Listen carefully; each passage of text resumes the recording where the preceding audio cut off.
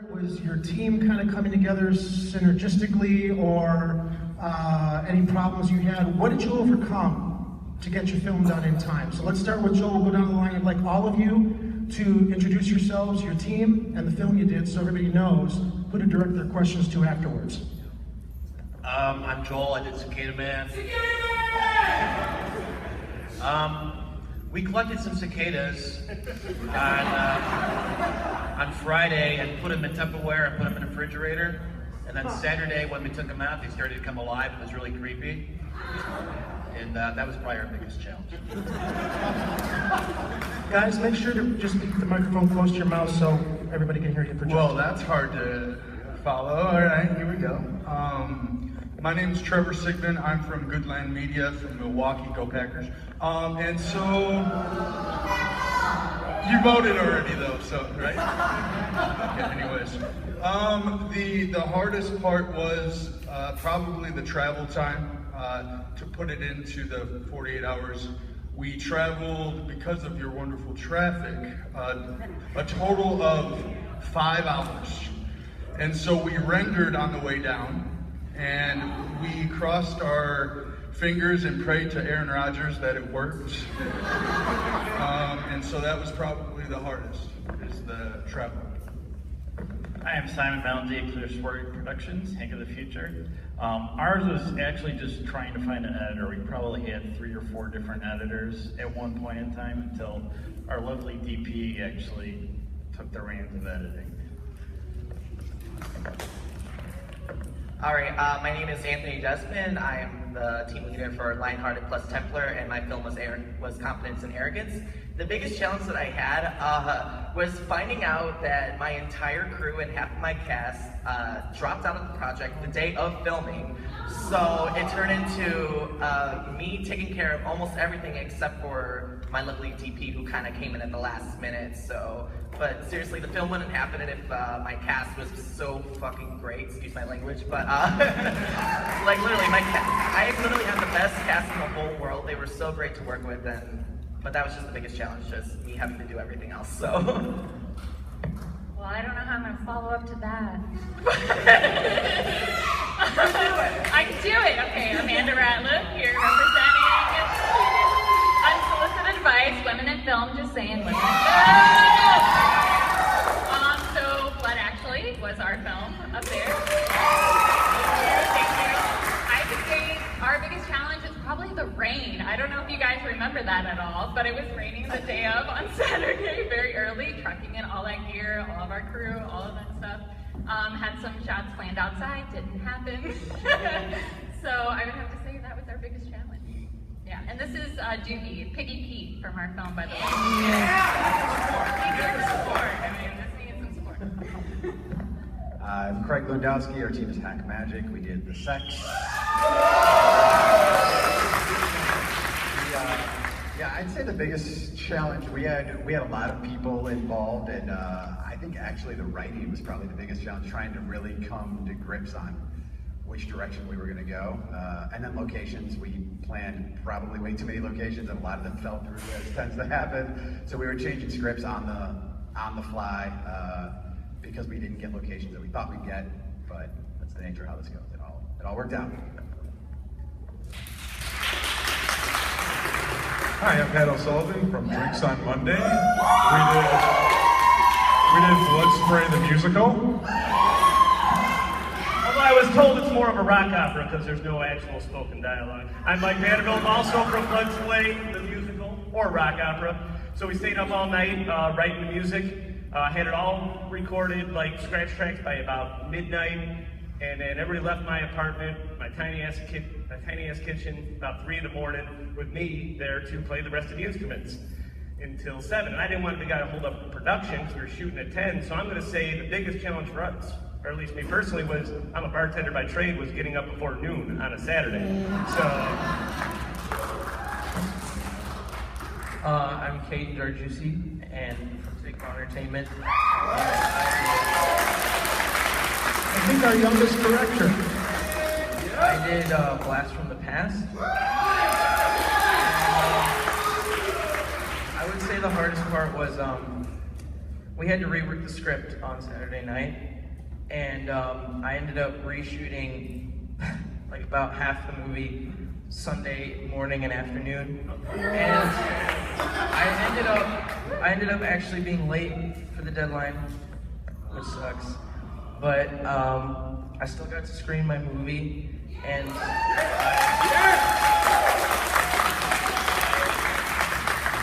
I would say the hardest part was finishing all the editing after reshooting everything.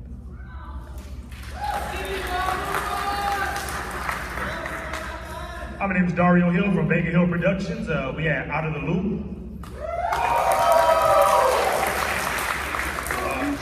I'd say the biggest challenge was Sunday evening as I was finishing up editing, finding out that my flash drives didn't have enough space on them, and my SD card, I couldn't find the adapter, so I had to like jump in the car, drive down the street to a Walgreens. Thank God I found a 30 gig flash drive for like $9.99. So It's always post-production. I know. So I got 2 of those and sped down the street and got it in time to be viewed, so that was good. Nice. So it's killer with the Zessa Street drives. So I'm Joel Broughton from Reading Productions. We did the film Love, which was the one with the girls. Thank you. So we had a few challenges. I think probably the biggest one, I don't know if you know this, but if you want to make somebody pregnant and make it look credible on film, you can't just shove a pillow under there or a random, towel or anything you have laying around your house. So we had to figure out how to make that look good. So we actually ended up, the producers ran out and were able to find, I think it was like a child's large rubber ball. And then we cut it in half and shoved a bunch of shit in there. I don't know what it was, but I think it worked because I had her running a lot, so she was sweaty. But she went into a sandwich shop, and there were several people that were like, "Oh my God, when's your due date?" So apparently it looked good. Also, finding a crib was hard. I don't know if you know this, but if you're pregnant in Chicago, do not wait till the last second because you cannot find one anywhere. I got the last one from the Target in Bucktown, and then I returned it, so I'm pretty sure. Pretty sure it's no longer there. Anyway, yeah, I don't know, it's a good time. And we also rewrote our whole script at 4 in the morning, so that's the first time I did that. But yeah, right? It all worked out, I think. So. Let me ask you really quickly. I know I was informed Amy was here. Are there any other judges here also though?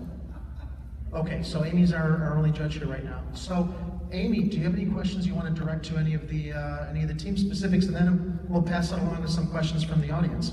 I always have questions, but I wonder if you could rewind to that Friday afternoon and go back and give yourself some advice. The one piece of advice you would give yourself prior to starting, knowing what you know now. What would that piece of advice be? Start with me, I guess. Probably I would have made everyone in the writer's room drink before trying to write the film. And then we just would have had an easier time, I don't know, getting on the same page, because that was kind of the difficulty. We had some new people, so it was all good though. Booze, check, okay. For me, I think planning the shoots with the lighting, because I know as it got darker, you lose a lot of light, planning that and making sure my flash drives and all my SD cards are ready to go. For me, I'm a big writer. I write a lot of screenplays, and I think I would have told myself to not go overboard with the writing. I was just writing like a ton of stuff. It ended up being like 10 minutes long, and so I had to shorten it down. Yeah, that's probably it. I think I would have told myself to relax because everything's going to turn out just fine.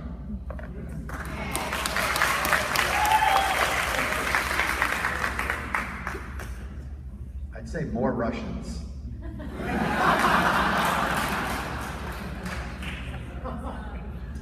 Probably hiring a gaffer. Like not hiring, but booking a gaffer would have been a good choice. And then making the blood ahead of time. That blood took a long time to make. What did you make it with? The old recipe with like chocolate syrup or? Oh no! What did you? It's a proprietary. Oh, I don't know if I can share. All right. We won't let them. I will say that it involves molasses. All right. A tip for other filmmakers. The biggest thing that I can say, just looking at this entire experience, is to not panic, even when everything just turns into garbage. Like, you just gotta keep going, you gotta keep trying. It's better to have 60% of something than 0% of anything. So you just gotta actually get it going and get it made. So Important safety tip, thank you. Not to be redundant, but I would say instead of trying to find an outside editor, just have it in-house of the production team to edit instead. Chris, it's 8 o'clock, you're gonna get a ticket. So probably research when the express lane is open.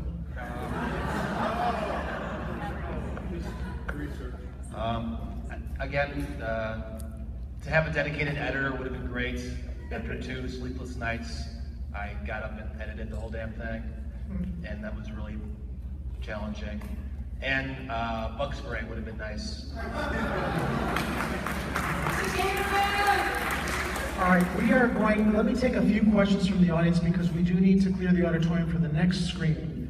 Can I see some raised hands if anybody has any specific questions? And please don't be afraid to yell so we can hear you up here, and then we'll repeat the questions so the auditorium hears. Yes, right over here. The third person. Which film? Caden, Saikuba Entertainment. You may have said this already, I'm sorry. How old are you? Yeah. I think he's our youngest director this year. I am 14 years old. All right.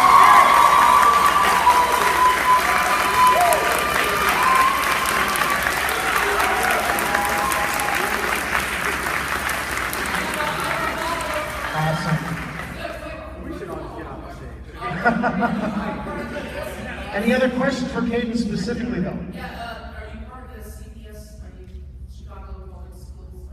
No, I'm actually homeschooled. All right.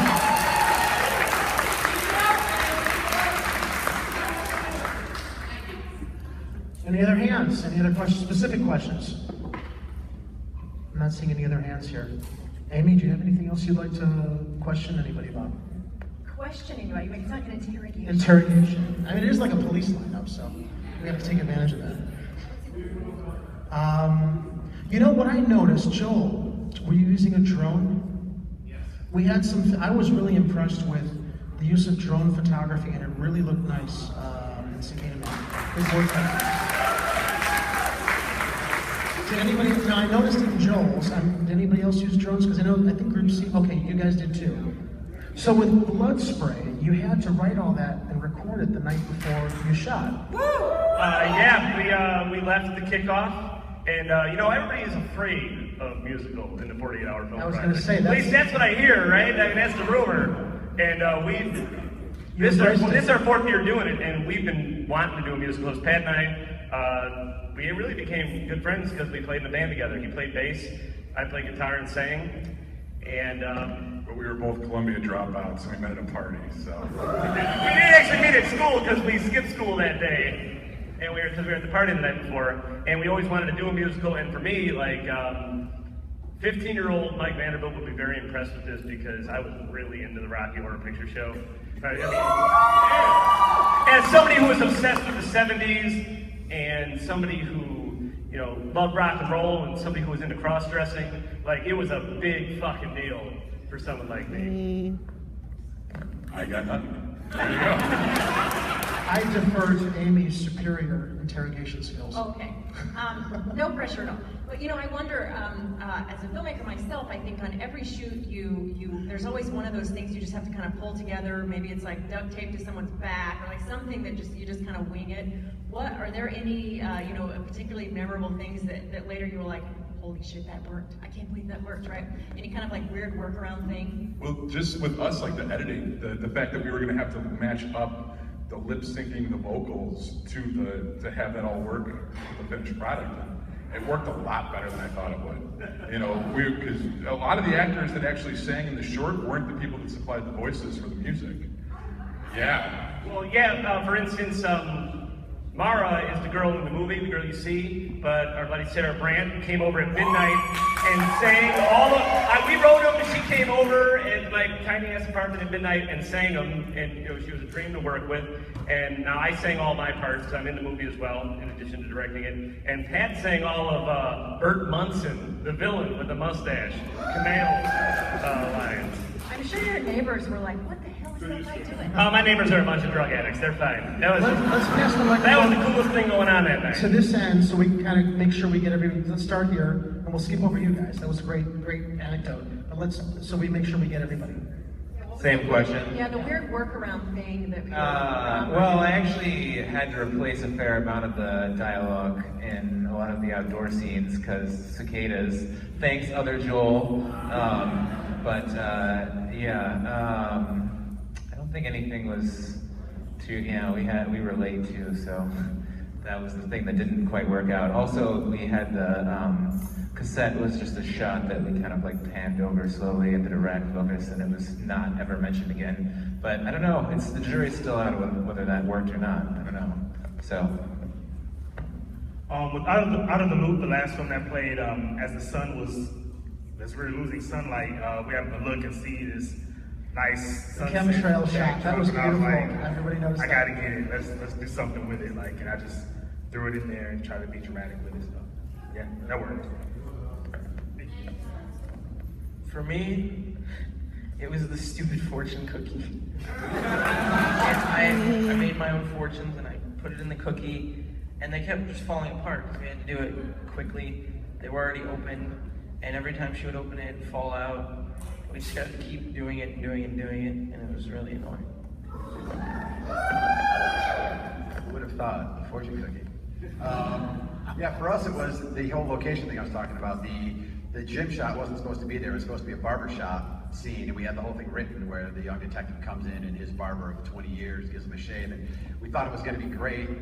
The location fell through at the last second, but one of the people on our team said, I can get a gym. And we had an actor that wasn't scheduled. We called him an hour before, and he came in, and that gym scene was all improv, and it just happened at the last second. So that for us was great because it turned out 100 times better than the barbershop would have. That line, bro side and king of the broshin. I mean, there's like 40 more of those that I didn't even get to because we didn't have enough time to edit. Like, I can't wait to go back and see what that guy said who's here, because there's like a ridiculous amount of lines that are probably even funnier that we didn't even get to because of time. Excellent.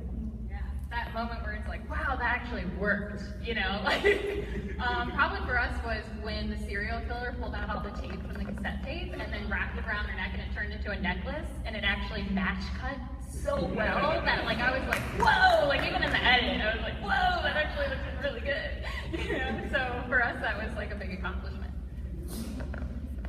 For my film, Confidence and Arrogance, the one outside scene that we had in the film, since we had like literally no like boom mics or anything like that, during the entire time when the actress was performing, I was like right underneath her, just like squatting down with my iPhone, just recording the entire dialogue just to make sure that it doesn't sound like complete garbage, like because of like outside traffic and blah blah blah blah blah.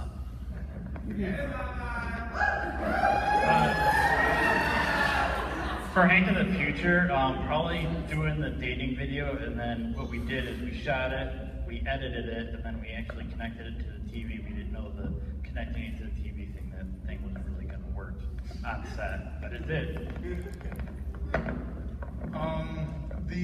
Our writer had a few locations. We had a Euro shop that we were going to do the scene in, the diner scene in, and our killer, our actress and assistant editor said, hey, I work across the street. There's a really fine Italian restaurant across. Let me talk to the manager. And she goes in, not knowing anything. And this little Italian woman was like, oh, come on in. I was like, no, we're gonna have to like separate ourselves, we don't want you to lose any money because it looks like it's pretty ritzy up in here. And she was like, we'll give you a private room. I was like, yeah, that's what I want, and I want it now.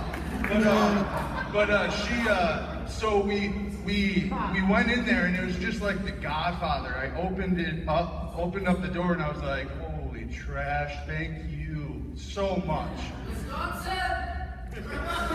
And but the thing that it worked visually, but that the crowd in the background was actually the kitchen. So we couldn't tell them to stop cooking. So we just hopefully, yeah, there's people sitting right next to them, but there wasn't. I think for me it was the music. I met a music guy from LA on Craigslist, and Friday night I told him what we were doing, and I gave him an idea for the scenes, and he just turned out some music tracks that really worked, and I think it was a really great asset for the film. Let's have one last round of applause for our filmmakers.